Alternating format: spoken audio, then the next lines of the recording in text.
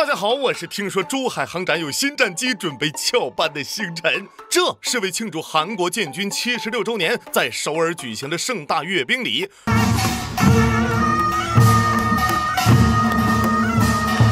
美国飞行员呢，驾着美国 B-1B 轰炸机和美国 F-35飞越首尔，号称比肩东风31的韩国玄武5导弹也首次亮相，还有驻韩美军及17国联军仪仗队压轴登场，总统尹卡卡更是对美军司令亲切授奖。就在这场耗资80亿韩元的阅兵礼2天后，韩国国防部宣布，明年将军人伙食标准冻结在4333韩元，折合人民币22块6，一时间登顶讨论榜。不少人第一印象是韩国军队的待遇还有下降空间吗？更滑稽的是，2024年韩国医生集体罢工，政府当即表示，再不返岗将被强制入伍38个月，效果立竿见影。在咱国家一人当兵全家光荣的事儿，放韩国已经无限接近于刑罚。现在问题来了，为啥韩国服兵役名声堪比进监狱？这待遇到底有多差呢？转发加3连，这就是从唱听思密达说。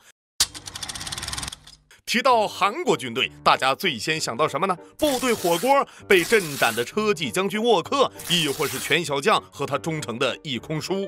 经常在韩国服兵役的都知道由于首尔距边境线44公里，约等于首都6环外就是敌区，真是天子守国门，总统戍边防啊！为了避免将军南下后被3日凌空，从此迈巴赫的恩情还不完，韩国至今仍保持类似抓壮丁一样的强制兵役，凡18到35岁男性公民体检合格必须当兵。好消息是呢，不用像日本那样拍女优征兵广告，也不用像戴英绞尽脑汁征兵外包。坏消息是人够了，但钱呢？中文网曾经有这样一个段子，只要韩国在边境煮锅肉汤，朝鲜100万大军便会调转枪口北伐平壤。但事实嘛，2021年疫情期间，一休假回营隔离的韩国士兵在脸书晒照控诉，这就是基隆台的早餐白米饭、泡菜、一小包紫菜，外加没任何配料的鱿鱼汤。我是隔壁新官，不是劳改罪犯呐！这种伙食哪怕是放到能在小料区办国宴的韩国，也属于炸裂的了韩国网友群情激愤，纷纷质问：这是21世纪军人的饭菜吗？科普下基隆台勤务支援团隶属韩国国防部直辖，随即国防部迅速辟谣：不能够一定是发饭时漏菜了，咱的标准是1饭4配菜，还专门晒出3顿经过检查的正餐照片米饭更多，还有2份泡菜，外加蒸蛋和牛奶，怎么样？丰盛吧？好家伙，这图发不发，好比星辰我跟吴彦祖，有啥区别呀？这下骂的更多了，正常菜单也不够吃不多时，各地陆军士兵组成赛博要饭联盟，晒伙食照控诉，有骂饭馊了的有菜是前天剩番茄加1小块鱼和飘着萝卜的海鲜汤的。随后海军、空军、海军陆战队纷纷加入战场。有人说隔壁隔离餐做的很差，我们要辟个谣，平时食堂做的更差，纷纷开始晒照。比如这份豪华餐有肉，但猪肉量高达35克。有道是老兵见老兵，食堂伤人心，嘴上没油水肚里也没荤腥。不少人更是发出怒吼：这跟牢饭有什么区别？很快士兵们就看到了军队饭菜确实跟牢房有区别。有人专门制作了几大监狱与精锐空疏部队的伙食对比图，区别大着呢，牢饭明显更好当然了，考虑到牢饭好是因为总统迟早都要吃的，这倒也问题不大眼看越闹越凶，国防部长出面致歉，并承诺将提高伙食费。接下来就是一键3连：隔离期收缴手机，给予举报人处分，严禁对饭菜拍照，真正做到了从源头解决问题，这起要饭门才逐渐平息。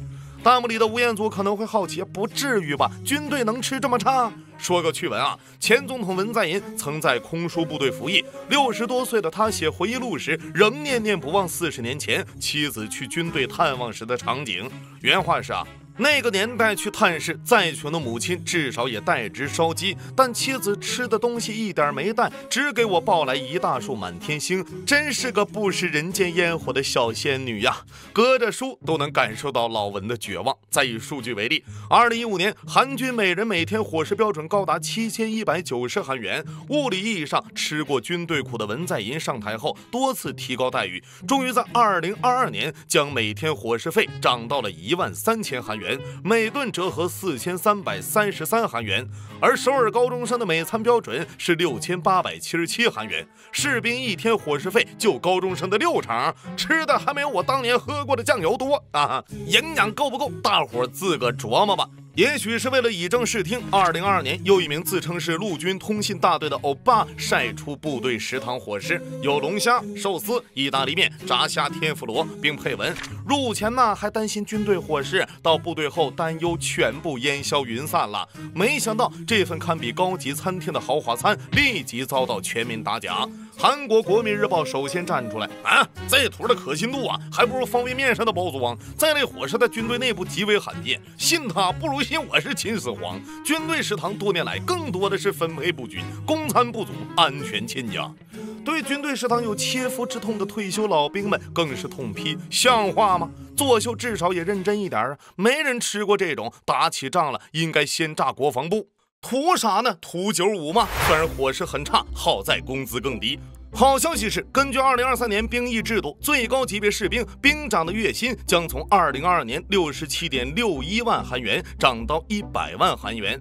坏消息是，2023年韩国最低月薪是209万韩元。好消息是，还有更低的，占大多数的义务兵役2等兵，每月近60万韩元，折合人民币3130元。不对，这哪当兵啊？这是充军啊！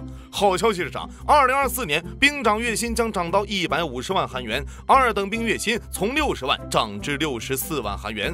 坏消息是，韩国国防部宣布，2025年韩军每人每天伙食费将继续保持13000韩元，零食费从4000韩元减少到3000。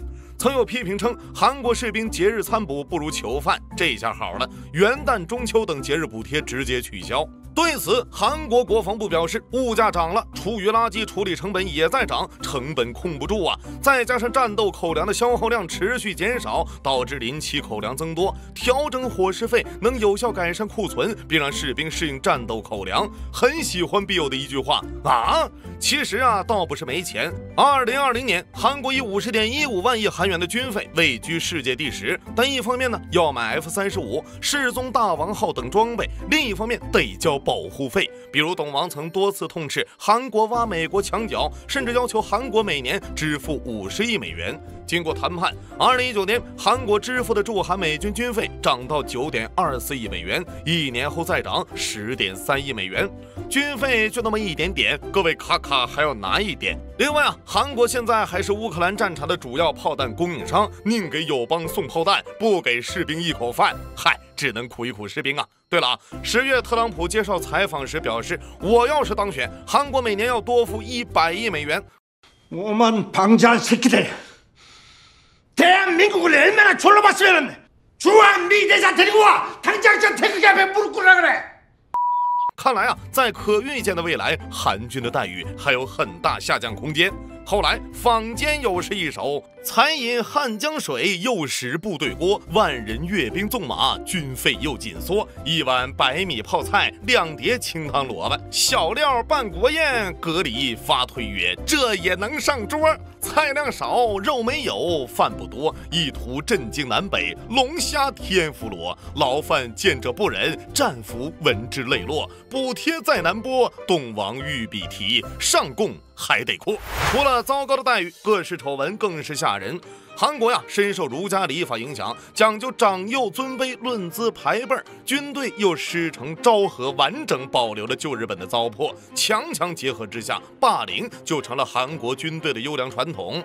2017年，韩国4星上将朴灿周被爆出奴隶门，他的勤务兵被爆出必须给他妻子剪脚趾甲，给儿子洗衣服，甚至伺候他全家。更离谱的是，还必须穿戴像犯人一样的可震动电子手链，随叫随到。曾有一名不堪凌辱的勤务兵要求调离，将军心善立刻答应了，然后他就被派到了朝韩边境。当年，另一名海军女上尉遭到海军上校强奸后自缢身亡。这名男军官被抓后坦率承认与女子发生了关系，但坚称双方自愿。韩国海军则拒绝公布涉案双方的信息。2021年5月，韩国空军王牌第20战斗机联队的女兵李义林在新婚之夜自缢，因为结婚前2月上司威逼其参加了一场私人聚会，返回途中被车上的张中士性侵，不仅申诉无门，还多次被上司威胁。总统文在寅得知此事后下令严查，新任空军参谋总长李成龙因调查不力和试图隐瞒引咎辞职。但就在紧锣密鼓调查之际，又一名陆军2星准将与士兵共进晚餐时因试图性骚扰女下属被捕。更离谱的是，8月又一名海军女中士自杀。3个月前，她曾上报午饭时遭上司性骚扰，但被要求不要泄露此事，甚至直到自杀前3天才被允许调走。就2020年统计，近5年，韩军内部发生了约3000起性犯罪案，真贼配军呐！更奇葩的是，在言必称团结忠诚的韩国军队，老兵团结霸凌新兵、殴打、逼吞苍蝇、吃屎喝尿等忠诚的现象更是屡见不鲜。2020年，韩国海军陆战队爆出离谱丑闻，一上等兵和3名兵长从19年12月起轮流性侵一名男新兵，长达6个月。涉案上等兵1天内对受害新兵施虐10多次，甚至将受害人绑在床上，要求他被侵犯时高喊谢谢。更离谱的是，继2005年的新兵吃屎门后，2019年7月再度重演，老兵逼迫新兵喝尿吃屎，被宪兵队抓了个正着，一度惊动了国防部长郑景斗，要求陆军严查此类行为。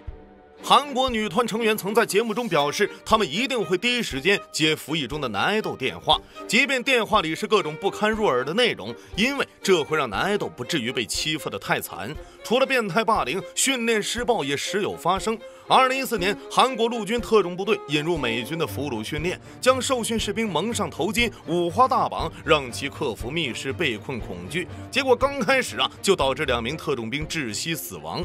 2024年，一刚刚入伍不到10天的陆军新兵训练时晕倒，随后不治身亡。原因是军官对其进行军纪训练时要求负重25公斤跑步，而所谓军纪训练是指军官对士兵进行体力训练和思想教育，以整顿军队纪律，纠正士兵过错。在如此扭曲的军事文化下，新兵晋升为老兵时，往往会加倍报复下届新兵，形成恶性循环。只能说3大纪律8项注意，官兵平等，不得打骂士兵，并不是每个军队都有。其实不光军队韩国都一样。巴黎奥运冠军韩国羽毛球选手安喜莹在夺冠后曾自曝被长期霸凌，不仅要为前辈打扫卫生，还经常遭到语言和肢体暴力，甚至被逼给男选手洗内裤。此处我有一联，上联拿得少吃得差，顿顿小料思密达；下联受霸凌被辱骂，人人都喷阿西吧。在韩国，兵役几乎已成为每个男人的噩梦。男团成员们几乎从服兵役开始，就预示着演艺生涯的结束。长达数年的兵役，对普通人来说，同样意味着家庭破碎，收入雪上加霜，更不用说无休止的霸凌。为了逃脱兵役，韩裔美籍歌手刘承俊曾在入伍3个月前，以海外公演为由出国，随即放弃韩国国籍，移民美国。知名男星宋承宪曾斥巨资购买肾病病人的尿液，企图证明有肾病来逃避兵役。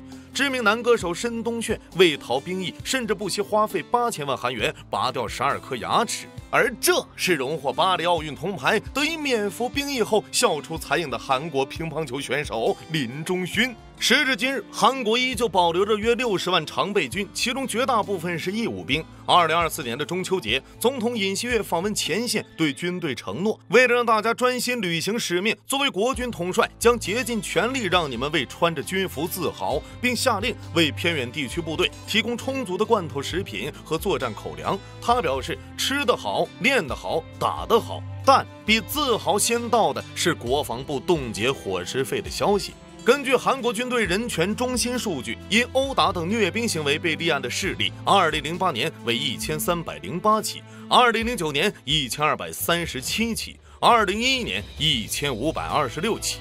2014年，韩国江原道哨所一士兵因长期遭到霸凌，最终愤而开枪扫射队友，打死5人，打伤7人。